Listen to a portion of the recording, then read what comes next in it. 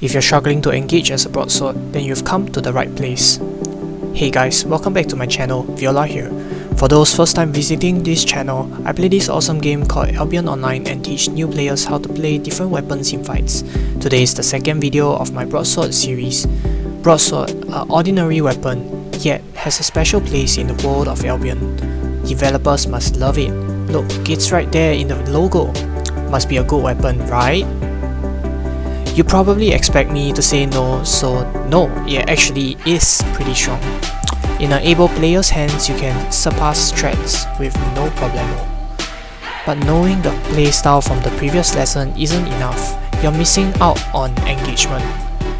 We'll focus on some key things to note in this video. Hope you enjoy it, and now let's jump straight into it. Engagement can be split into preparation and execution. Pre-engagement, you'll want to make sure you have the right skills. Both Qs have their strengths and flaws. Heroic Strike deals higher damage, but it has very little range and a stand time before the skill, so you may not be able to pull it off when the opponent is walking away from you. With Heroic Cleave, you wouldn't face such problem, but the damage suffers quite a significant bit with increased energy costs. I would recommend taking Heroic Strike because most of the time you'll have Q stacks on you, meaning you'll walk faster than normal and hence catch up to land the second Q. Splitting Slash and Parry Strikes are both good Ws to use. Splitting Slash works well against kiting wields like Warbow. Parry Strike can be much more versatile and shine especially against weapons like Dagger pair. Recent rework of Hamstring can bring it into the playing field as well by allowing players to use their Q stacks differently aside from just using the E. However, I feel that the other two options can offer much more. Passive wise, Deep Cuts can be a possible choice given the attack speed buff. Personally, I would just stick to Heroic Fighting just to ensure I'm always stacked on Qs. For where you want to fight, broadswords can't really take advantage of traps, so I would advise fighting in open grounds clear of mobs and traps. After preparing, you can now engage. Ideally, you would want to stack 3 Qs before engaging. You get to start the fight with a health advantage and your E will be back in 10 seconds. However, if you fail to stack 3 Qs, engaging with E can still be good for the resistance buff, which I will prove later on. Now let's take a look at a few fights.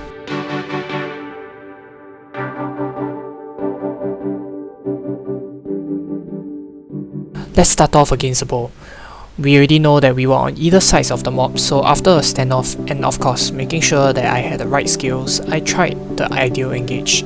Though it fell apart because of the hook, he came back to me and that gave me the chance to stick to him, fighting him with a health advantage. I think this is a good example of how important engagement can be.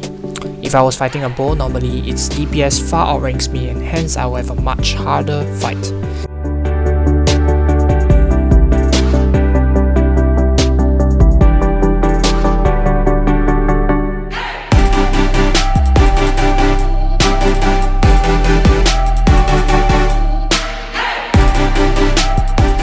Let's see in the second fight. Once again, I face off against a bow. Engagement was much worse off without 3 Qs, without E, and taking damage from the mobs.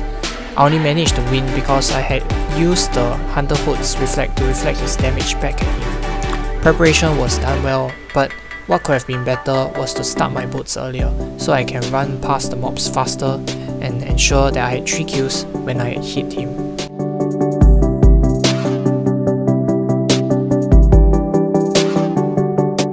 Before I start the next fight, I would appreciate if you just hit that subscribe button if you like my content.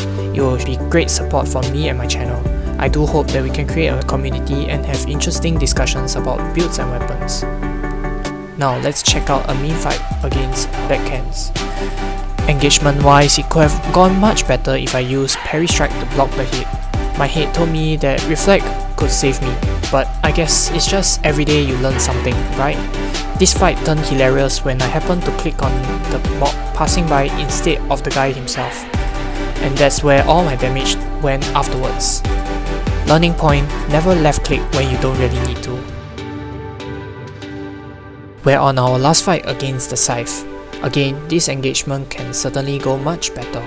Technically, if you fail the ideal engage, you can still go in with the E to enjoy the defensive advantage. But since I'm fighting a scythe which can't burst, I chose to maximize the E instead.